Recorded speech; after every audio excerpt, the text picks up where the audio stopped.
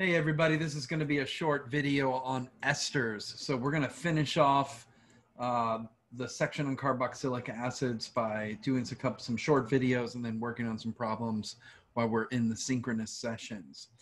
So we're going to then, the videos are going to be a little bit shorter and more specific when it comes to content. And so this video is going to be specifically about esters, the reactions that form esters and the reactions of esters.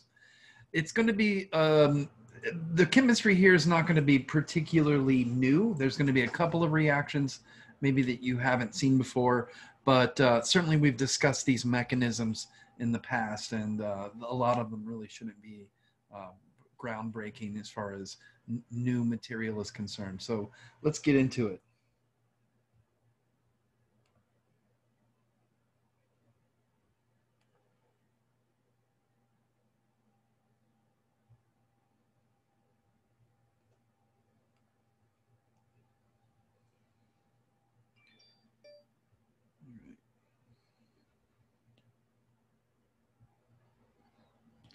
Okay, so there are a couple of new reactions as far as formation of esters, and so I wanted to get into those first. And so these are reactions that you should definitely know. The first one involves taking a carboxylic acid and first reacting it with a base, and then reacting it with some sort of alkyl halide. And so this gets you an ester. And so let's examine the chemistry that happens with this. And so this is essentially an SN2 process. In the first step, the hydroxide will react with the acid and form the carboxylate salt. This is chemistry that you definitely know at this point. So proton transfer and the formation of a carboxylate.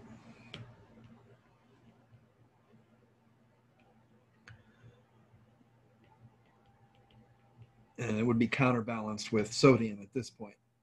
Now comes in the alkyl halide.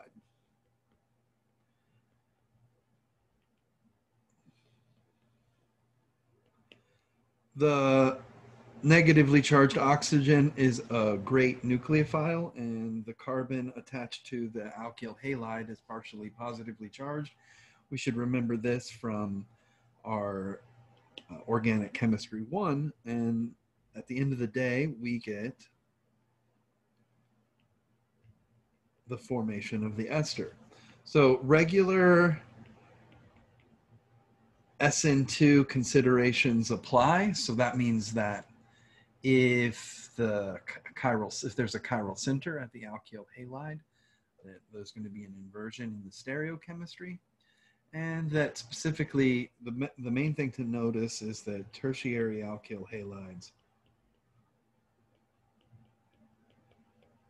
cannot be used. Okay. So this is one way to create an ester. Another way would be through the Fischer Esterification process. And so that's Fischer.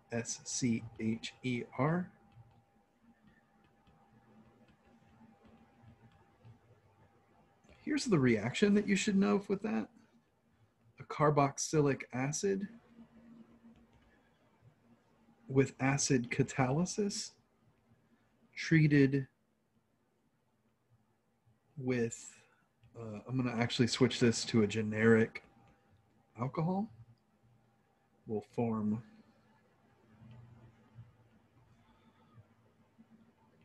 an ester plus some water.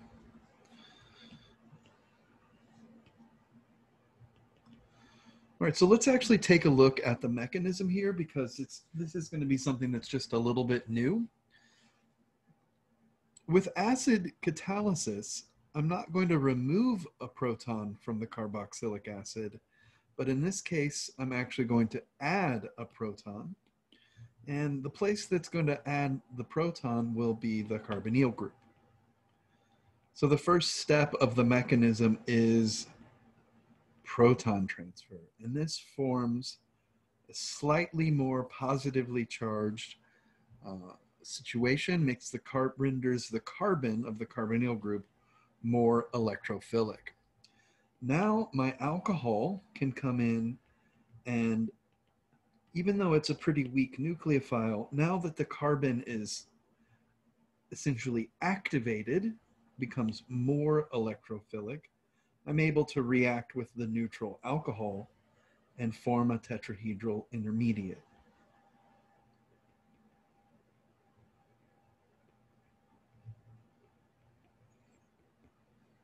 Okay. Now, I'm going to have to do a proton transfer in order to reform a neutral compound.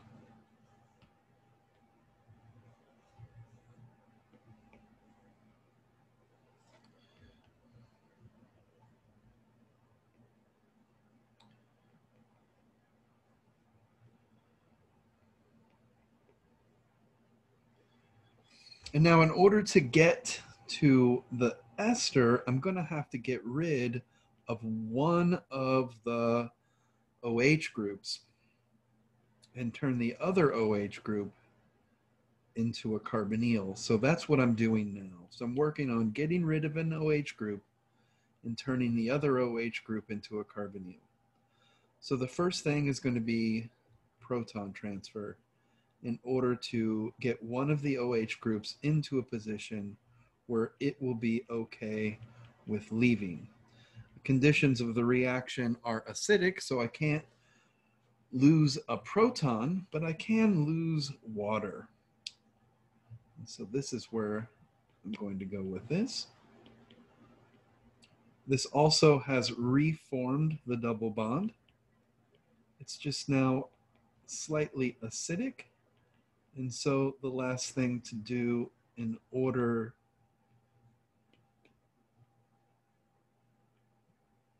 to reform the final carbonyl group is a final proton transfer.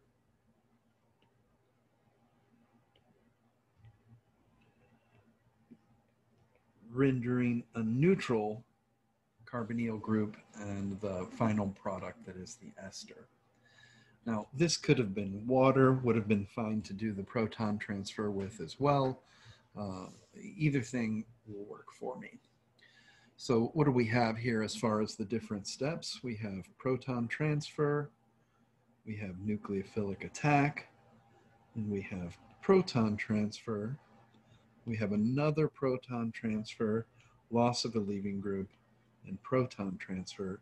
So if you want to use the mnemonic, PNP, PLP. So 6 steps there. Okay. So this is the Fischer Esterification process.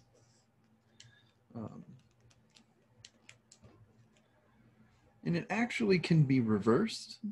So it is a reversible reaction. And we'll talk about that in just a second. This is going to be something called, it's going to be hydrolysis, and it'll be acid-catalyzed hydrolysis. And we'll talk about that here in just a second. I want to just discuss the last reaction that creates esters. It's something we've already seen before. If we take an acid halide, so this is a review. If we take acid halide and react it with an alcohol in pyridine, then we can also get an ester. All right, so we've already done this. Now there's not a whole lot of reactions that involve esters, but there is 2 important reactions. One of them I've already mentioned, that's hydrolysis. We'll get to that one in a second. The other one is soponification.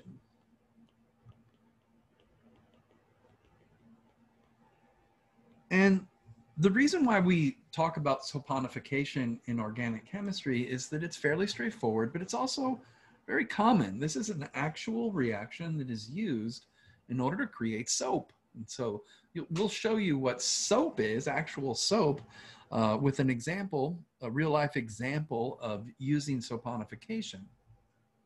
Well, let's take a look at the reaction first. So if involves having an ester. And so I'm going to go ahead and make that R prime. And then it involves reacting it with sodium hydroxide or some other base, and then reforming the carboxylic acid with treatment with H3O plus. Okay. So the saponification mechanism is pretty straightforward. In the first step of the reaction, the conditions are basic.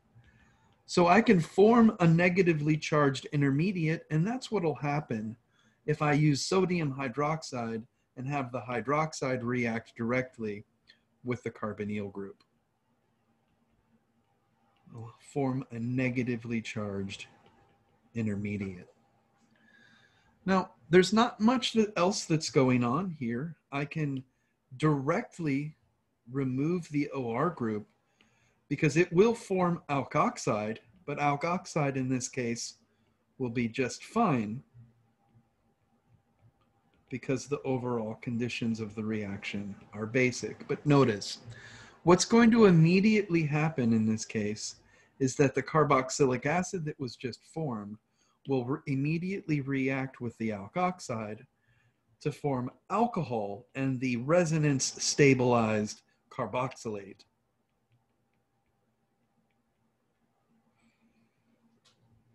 Okay.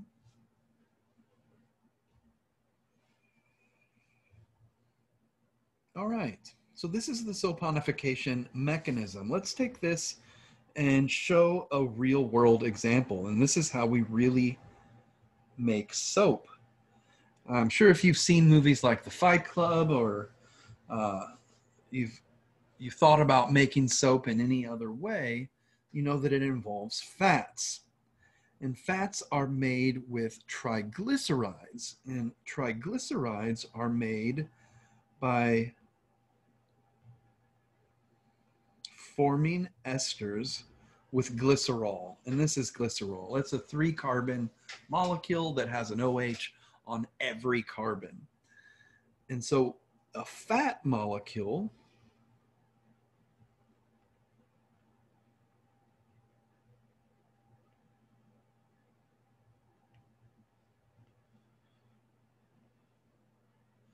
involves esters like this.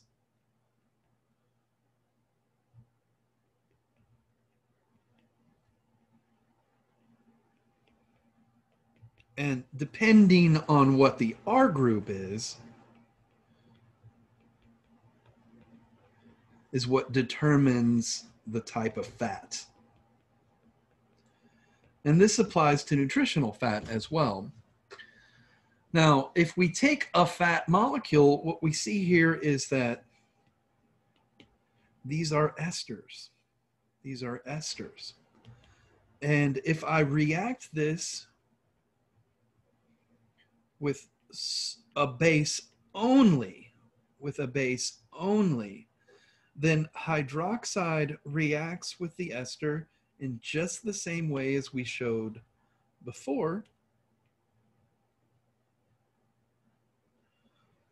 And I'm only going to show it at the bottom one, but keep in mind that this is happening on all of these. So I'll show the OH on all of these.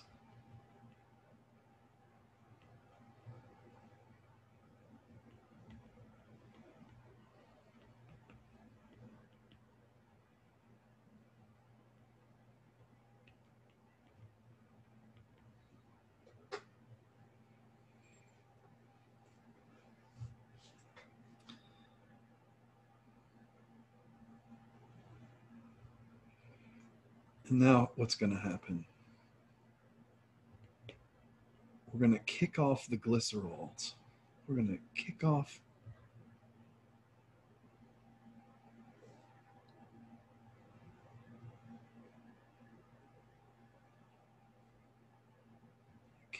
the glycerols.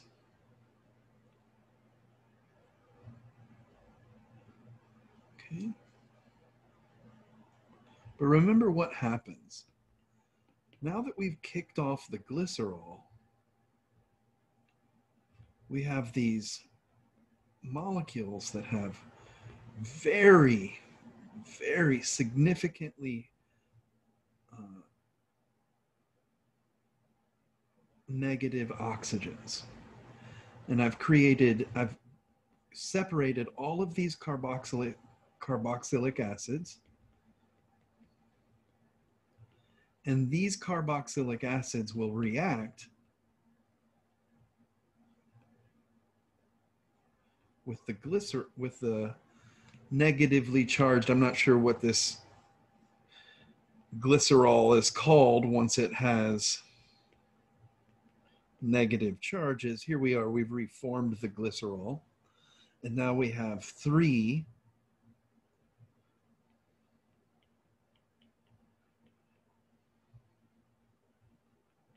carboxylates that are counterbalanced with sodium ions. And we have these things mixed essentially in a solution. Now, these are going to be salts, and this is going to be glycerol, so this is an alcohol. And if we let this mixture sit for a while, the glycerol will eventually evaporate. And what is left behind is soap. This is soap. And this is what you use in the shower in the morning. It is a deprotonated carboxylate salt made from fat. And why does this work? Because these R groups are usually very long. The R groups are very long. So in the neighborhood of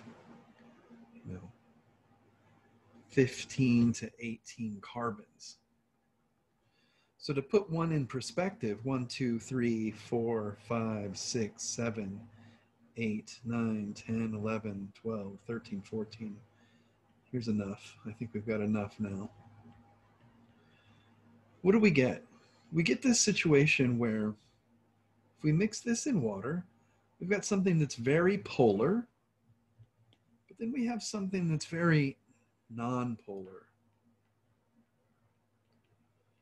And so if I were to take this out and multiply it by many molecules, then what I do is I show it like this. I say, I've got something that is a polar head and a non-polar tail. And these things can get together and they can create micelles.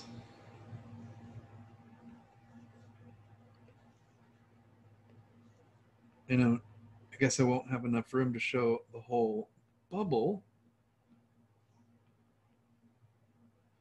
But essentially what I've created here is a soap bubble. Since these are all polar, and I'm surrounded by water molecules, the soap bubble is essentially soluble in water. In other words, it will wash down the drain. But inside the molecule, it's nonpolar.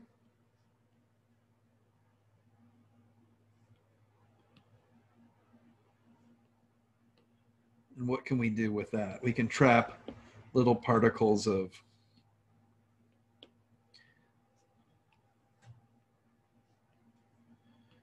dirt, grease inside the soap bubble. And so this is why we spent some time talking about soponification, because it has some of the most practical real-world applications when it comes to everyday experience. In fact, this is how you make soap. You can take fat from a source. Typically in the olden days, it would be from animal sources. And you could mix that with a base. And the source of bases in pre-industrialized days was from potash. So the ash that's created from burning hydrocarbons in the form of trees and wood would be highly basic, potassium hydroxide for the most part. And they mix potash and fat together.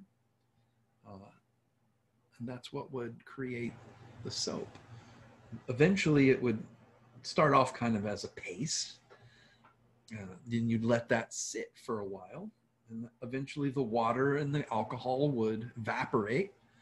And then you could cut up the salts that are left into little bars. All right, the last little bit then is the acid-catalyzed hydrolysis of esters. So the reaction goes like this. It's essentially the reverse of the Fischer Esterification process. And so the mechanism is exactly reversed as well. With the Fischer Esterification process, we had 6 mechanistic steps. And they were proton transfer, nucleophilic attack, proton transfer, loss of a leaving group, proton transfer. Well, remember, we're going to do it in reverse, but remember that the reverse of loss of a leaving group is nucleophilic attack, and reverse of nucleophilic attack is loss of a leaving group. So we'll start over here. We'll start with the proton transfer at the end, and we'll go in reverse. Proton transfer, the opposite of this would be nucleophilic attack. Proton transfer, the opposite of this is loss of a leaving group, and then proton transfer. Look what happens. For the reverse of the Fischer Esterification process, because of the fact that it's 6 mechanistic moves, 6 mechanistic moves are organized by the way they are, we end up with the hydrolysis mechanism being exactly the same mechanistic steps. So it's even simpler to memorize when it comes to thinking about the reverse reaction. It's the exact same set of mechanistic steps. And so if I were to start off with the ester, then I have proton transfer. And the same thing happens with the proton transfer.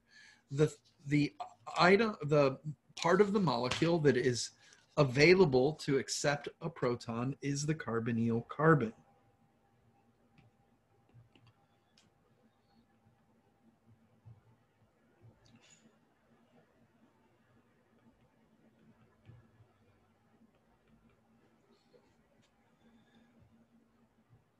Now that the carbonyl carbon is ready to accept a nucleophile, it will. Instead of being an alcohol this time, now it's just water.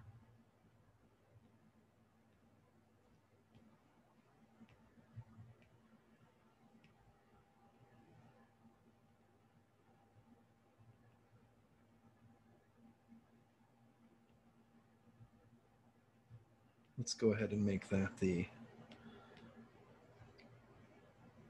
R group. Let's put the water over here. Okay, now it's proton transfer. I'll use the water this time to come along and do the proton transfer. That's going to reform something neutral. Got my tetrahedral intermediate.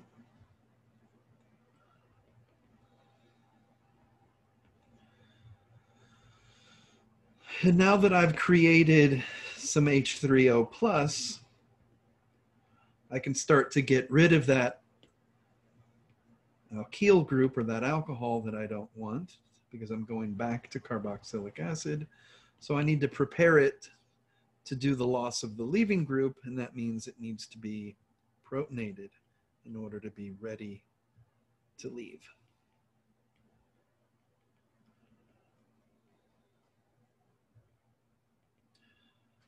Okay, now that it's ready to leave, we can do the loss of a leaving group.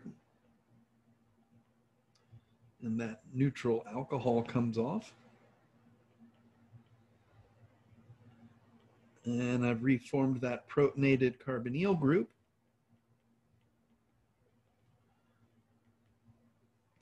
And then the final step would be to have water. It'd be fine to have the alcohol do it as well, I think, ultimately. The pKa's are pretty close together.